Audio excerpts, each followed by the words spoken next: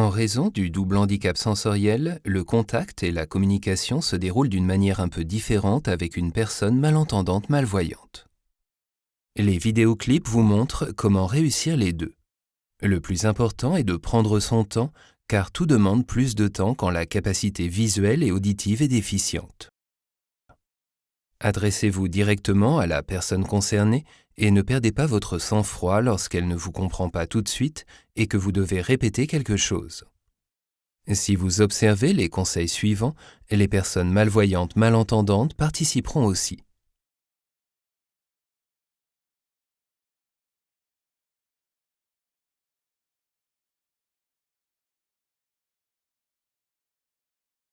Pour vous adresser à une personne malentendante malvoyante, dites d'abord son nom sans élever la voix.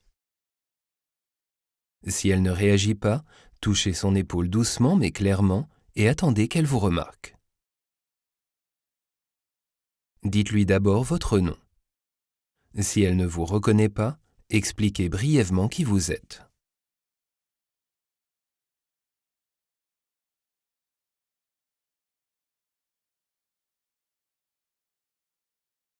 Il existe différentes formes de communication avec les personnes malentendantes malvoyantes. Demandez donc d'abord à la personne concernée comment elle souhaite communiquer avec vous. Nous vous présentons les formes les plus fréquentes. Règle toujours applicable.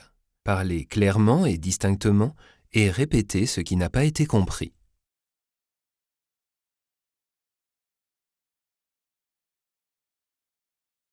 Si la personne est malvoyante et malentendante, parlez distinctement, lentement et en terminant vos phrases. Veillez à vous trouver dans un environnement calme, avec le visage bien éclairé, afin que la personne malentendante malvoyante puisse lire sur vos lèvres si nécessaire.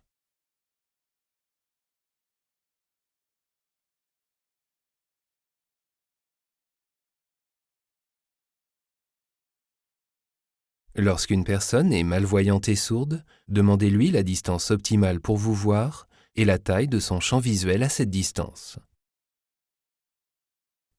Adaptez vos gestes à son champ visuel. Veillez à ce que votre visage soit bien éclairé afin que la personne sourde et malvoyante puisse voir vos gestes et lire sur vos lèvres si nécessaire.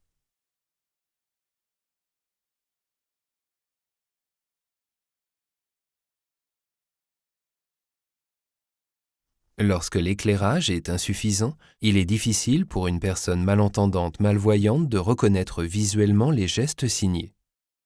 Elle vous comprendra mieux si elle peut percevoir les gestes tactilement. À cet effet, elle posera sa main soit sur votre avant-bras, ce qu'on appelle tracking, soit sur votre main. Elle peut ainsi sentir vos mouvements et les gestes de votre main. Signez distinctement, sans précipitation et sans lui tenir la main.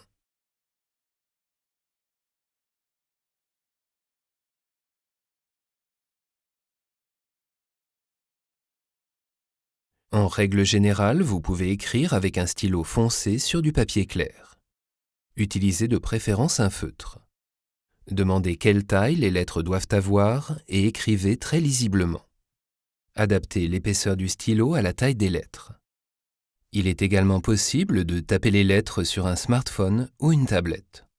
La personne malentendante malvoyante pourra ainsi choisir la taille des caractères si nécessaire.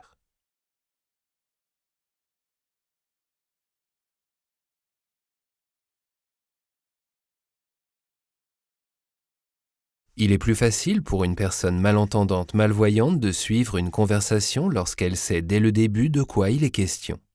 Annoncez donc le sujet de conversation. Par exemple, pour la visite médicale de demain, comment faisons-nous? Signalez tout changement de sujet au cours de la conversation. Par exemple, nous parlons maintenant de l'excursion d'hier.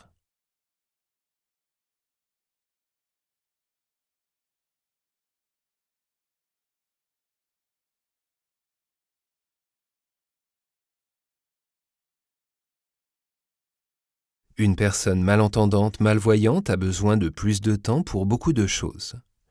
N'intervenez pas dès que vous voyez par exemple qu'elle doit chercher quelque chose. Laissez-la s'en occuper elle-même et demandez-lui si elle a besoin d'aide. Par exemple, « Que cherches-tu au juste » Puis-je t'aider?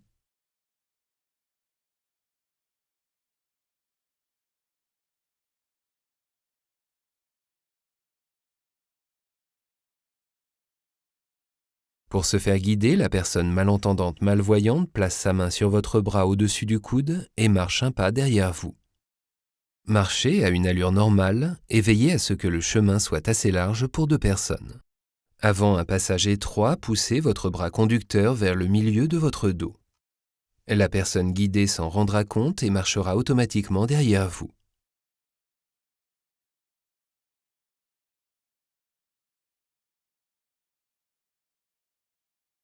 Ralentissez avant les obstacles ou les escaliers ou marquez un bref temps d'arrêt.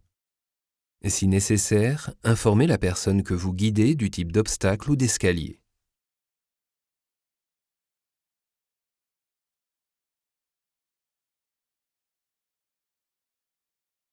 Une personne malentendante, malvoyante ne remarque pas forcément si vous êtes là ou non.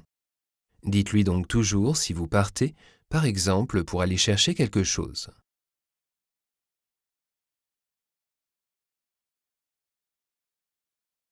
Informez-la aussi de votre retour.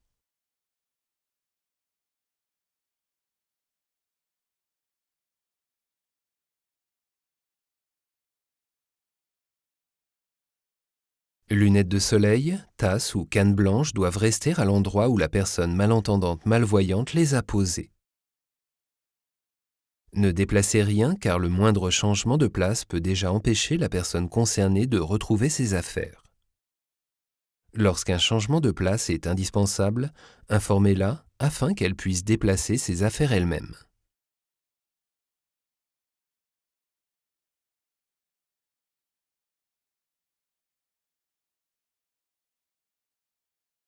Pour montrer quelque chose à une personne malentendante malvoyante, glissez votre main sous sa paume et guidez-la vers l'objet. Si vous voulez lui donner quelque chose, déposez-le doucement dans sa main.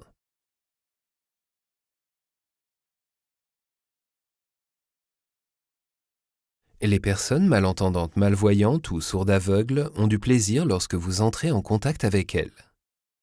C'est ce qui leur permet de participer à ce qui se passe.